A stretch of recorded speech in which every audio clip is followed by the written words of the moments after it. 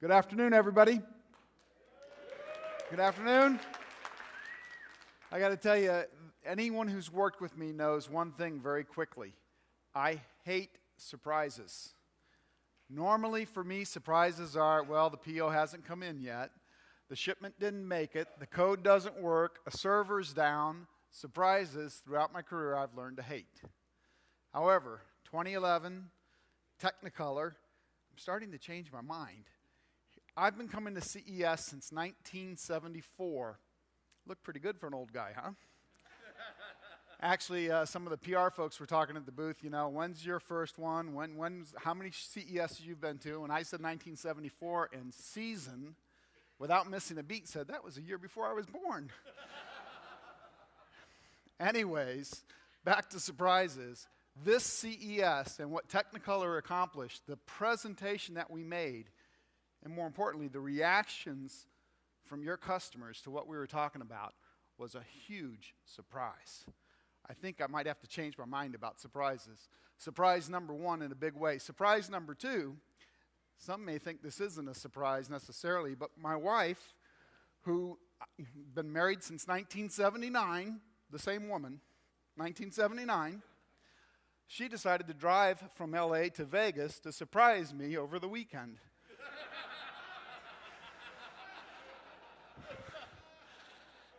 Is that faith or what, Anyways, we had a wonderfully nice dinner. The only surprise for her was I was dead asleep by 9:30 last night.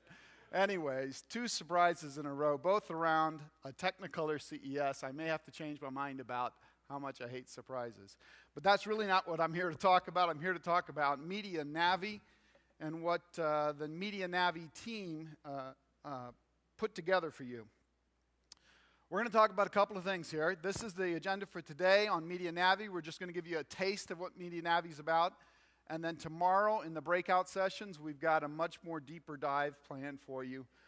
We'll concentrate tomorrow around showing you the user interface in action, and we'll concentrate on answering questions about MediaNavi for you. But when you think about MediaNavi and you think about storytelling, as we were talking before, you got to ask yourself, what problems are we trying to solve? Well, people often talk about two sides of a coin. I'm going to talk about a three-sided coin today. On the one side of the coin, we're trying to solve the problem the consumer has. When they sit down and they want to watch a movie, all they want to do is watch a movie. In today's technological environment, they pick up a cable remote, they press a button for the DVR list, look to see if they've recorded a movie. They don't find it, they press a button for their guide, they look through their guide, maybe HBO or Showtime, something, nothing there. Then they press a third button, video on demand. That's always the last one because they know it's going to cost them extra. But they press that video on demand button. They don't find it, they set down the cable remote, pick up the TV remote, switch inputs, pick up a Netflix remote or a Love Film remote now. By the way, the Love Film launch that Technicolor did with PS3 in late November has been through the roof. The Prisma VOD service that Technicolor supports for Love Film has delivered 1.9 million hours of VOD content in a little over 2 years. And it was very small, and then boom, a hockey stick of growth with the PS3 launch. But anyways, back to the consumer, they've got this problem. All they wanted to do was watch a movie, and they can't find it.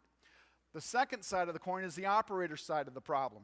If you're an operator, whenever a consumer goes outside of your system, when they set down that cable remote or that telco remote, they're stepping outside your system. What's wrong with that? The operator makes money by monetizing eyeballs, right? When the eyeballs are outside of their system, the operator can't make any money on it. So MediaNavi is paying attention to that problem and working to solve that problem.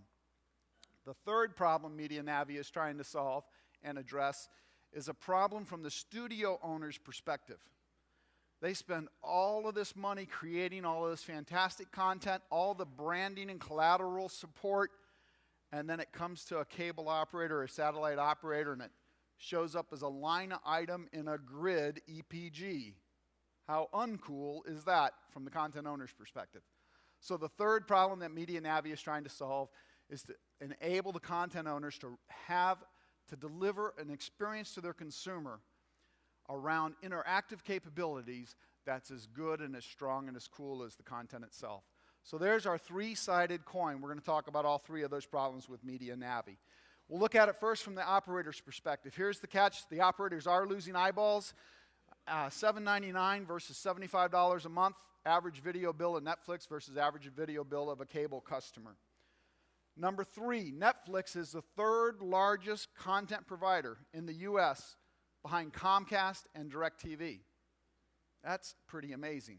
But what's even more amazing about them being number 3, Fred mentioned what a rocket they've been on, is that SAC number. Does everybody know what SAC means in this case? Subscriber acquisition cost. Okay? For DirecTV to go out and get one new customer, they spend $805 in marketing and box subsidy costs. $805 in marketing and box subsidy costs. Netflix gets a new customer for $20. This is a changing business model, without a doubt. And as they grow, they siphon people away, eyeballs away from the operator. We already know that almost 60% of people tend to do something else while they're watching TV anyways. Many times it's in support of the TV, but it's on a laptop. Here's some more issues that are causing these problems. Increase in smartphone marketplaces, devices everywhere, tablets showing up everywhere. 60 million internet-connected TVs to be shipped by 2014. All of these things, again, drive eyeballs away from an operator's play. At the same time, consumers want more. 20% of folks say they actually want better search and recommendation help. They're tired of the lousy search options they have in today's guides on cable, satellite, and telco boxes. 60% or better said they're willing to pay extra for social networking. That's how important social networking is to them.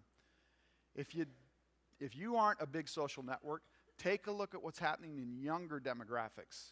Look at an 18 to 24-year-old, how they connect to that social network. It's a whole different world. The result, operators today are losing eyeballs. This is U.S. alone. U.S. subs in Q2, 216,000 subs lost. That was the first time in a quarter that they actually lost subs. The cable multi-channel market in the U.S. has been on a freight train that's been chugging along nicely. Now they're starting to lose a little steam. Q3, they lost another 119,000 subs. This is the result of all these different choices out there. As if the news weren't tough enough, it's no longer an operator-to-operator battle. It used to be cable versus satellite, back and forth, trade the customers back and forth, but now there's a third option in the mix. I can be a cable customer or a satellite customer, or I can be just an OTT customer, or some combination thereof. It's now a differing battle. And a lot of customers, again, go to that younger demographic, actually substitute Netflix for their $7.99 a month. They substitute Netflix for buying pay TV television. We need to help our operator customers as we help ourselves. So welcome to MediaNavi. That's the way that Technicolor is going to help them. One word on this. I'm going to stop for just a minute, a small little exercise. I'm going to ask for your help in a minute. My name's Greg Gudorf. Some people call me Greg. My mother, when I'm in trouble, it was always Gregory David. I never wanted to hear that part of my name, right? The Gregory David part, I always knew I was in trouble. If I'm at Technicolor, some folks call me GG, you know, the Gregory Gudorf part. If I'm in a room with Gary Gutnick, Gary, are you here today? If I'm in a room with Gary Gutnick, he's GG1. I'm GG2. The point is I get called by a lot of different names. MediaNavi is only going to be one name, though. We're hearing folks say Navi, Navy, Navi. It's Navi. So let's work it together now. Repetition is the best form of instruction. Navi, Navi, come on. Navi, come on. Thank you. It's MediaNavi. So let's take a look at what MediaNavi is all about. We'll remember the name now. It's a content platform, as Basil said in the video, that's meant to simplify and enhance media consumption experiences. Simple, seamless, and social are the watchwords we use. Simple. What do we mean by simple? A quick story on simple. MediaNavi has the concept of My Channel. And My Channel is a collection of programs that what we know about you as a user, and we support multiple users in a household, but what we know about you as a user, and based on the day and time, we make a recommendation as what we think you are going to watch right now. Simple example of how this works. If I happen to turn the TV set on in the morning during the week, forget weekends, during the week, between 6 and 7 a.m., I'm always going to CNBC HD. It's just what we do. And guess what? We really are creatures of habit in so many areas of our media consumption life. In my case, weekday morning, CNBC HD. My Time Warner service in LA, 13 keystrokes from the time I hit the first power button until I'm watching CNBC HD. 13 keystrokes, 6:15 a.m. on a Tuesday, not a good idea, right? Some systems move to simplify it. MediaNavi would just say, hey, I don't know if it'll say Sir Greg, but hey, Greg, good morning. The first slot there, CNBC HD. One touch, my box powers up, tunes to CNBC HD. That's a way to make things simple. Seamless. You know, even in the iTunes world, in the Apple TV world, and everyone's heard what a cool science project that's turned out to be, right? Do you know that if you want to watch an iTunes movie, you do one search, and if you want to watch a Netflix movie on the same blasted piece of product, you have to do a totally different search? Uncool. MediaNavi's seamless approach says you do one search, we look across your DVR, your guide, your operator's VOD system, your personal home network, and the over-the-top services that are provided. So a search box and an set of offer boxes for a progressive operator implementing MediaNavi might be something like this. Hey, you can get Iron Man 2 on Xfinity for $1.99. You can buy it at Amazon. You can add it to your Netflix queue. The point is, MediaNavi draws those together in a seamless fashion to allow the user to have the convenience they want and to help keep the customer in the system for the operator. Thirdly, MediaNavi is social. You got to be able to do this. Now, MediaNavi's focus for social is to let you share with your Facebook and Twitter friends what it is you're watching, what it is you're doing at that time. But the real goal is to draw recommendations to you from your social network. So MediaNavi is about social. Lastly, MediaNavi is about stimulating. There was a lot of conversation around which exact word would describe what we mean here. We ended up with stimulating because we really want to find ways, and this goes to that third part of the coin, solving for the content owner, really want to find ways to help enhance, stimulate the mind, stimulate the consumption experience with better applications and better capabilities, rich, deep information in support of what the consumer is watching. And you're going to see this in the demonstrations and the conversations that we have tomorrow. So MediaNavi, simple, seamless, social, and stimulating. From a business perspective, the absolute right balance between the open world of Google TV and the totally closed world of Apple TV. How many have tried a Google TV product? Show of hands, just a few.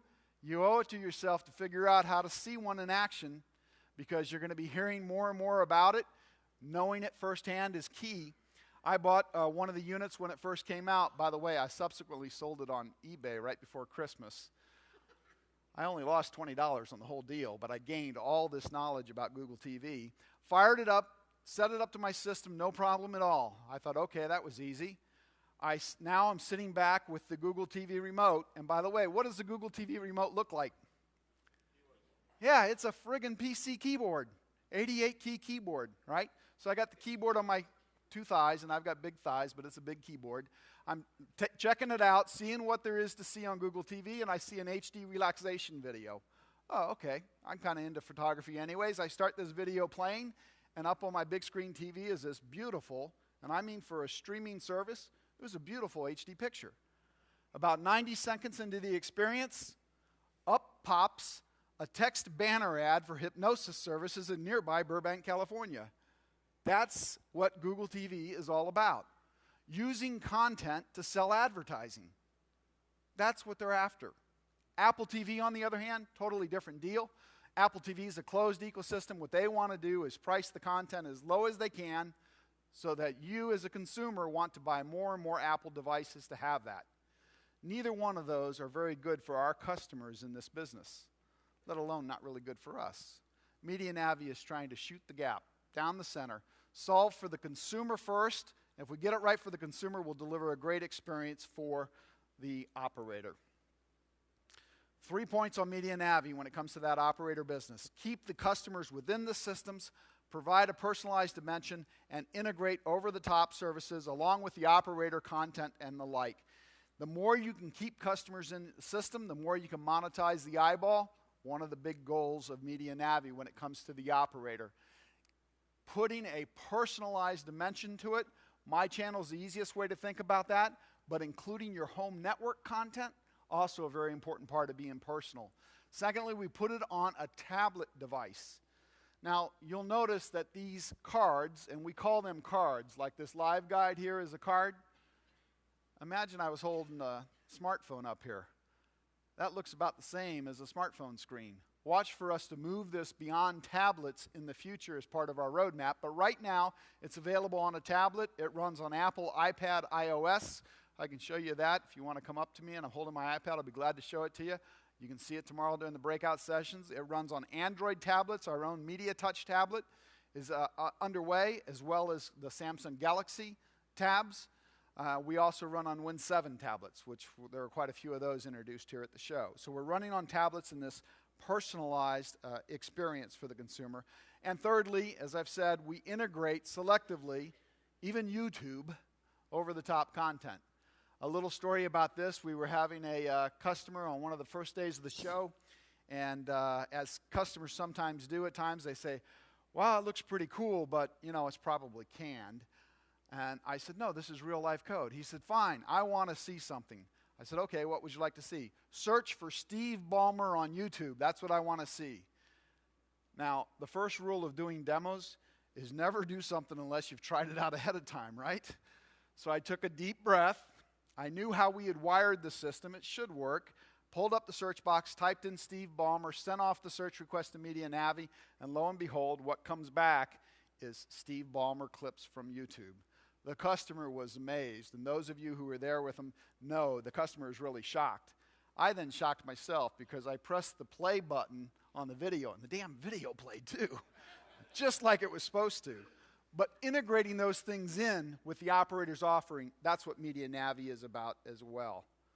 Just a last slide here, and Chuck, I'm working it hard to be as quick as I can on your time schedule. I want the break too. On schedule-wise, we're running on hardware now, as I said, MediaTouch, Galaxy, iPad, Win 7. We're talking to set-top boxes because while it's an experience, a user interface, and we all think of it like that, that's the first thing you see and feel. It's really about how you work with the hardware. One of the key things in MediaNavi, we will work with new set-top boxes, of course, and all of us will be glad to talk about a brand new set-top box, custom designed to work with MediaNavi if that's what the customer wants. But one of the things that caught the most attention here at CES was the fact that MediaNavi has a way to work with legacy set-top boxes in many cases. A ton of DirecTV boxes that Technicolor built and shipped to DirecTV are in the field with an API that MediaNavi can talk to. And in the case of that API, we don't even need DirecTV to do anything. We can just instantly have MediaNavi running on a tablet and talk to that set-top box should we choose to do that. In the US cable world, there's a technology in OCAP called eBIF. We can talk to eBIF-equipped boxes, and there's only something like 30 million of them out there. We can talk to eBIF-equipped boxes and have the MediaNavi application running on that tablet control that set-top box. More details on that tomorrow. IPTV boxes. IPTV boxes generally have that same level of openness. We may need to put a small little app on that set-top box, but MediaNavi can talk to IPTV boxes in the field as well. That legacy connection was an important part. I'll leave you with schedule. Launched in CES 2011. Check that puppy off. Trials this spring, we announced. TalkTalk in the UK is our first trial customer. Chuck, we have a major problem right now because of the interest from customers at the show. We've got to sort through who's next. We have far more than I can actually handle from a team perspective. That's what they call a high-class problem. It is. We'll tackle it. We're looking for deployments late summer or fall 2011. So MediaNavi. Navi. Navi, simple, seamless, and social. Surprise me.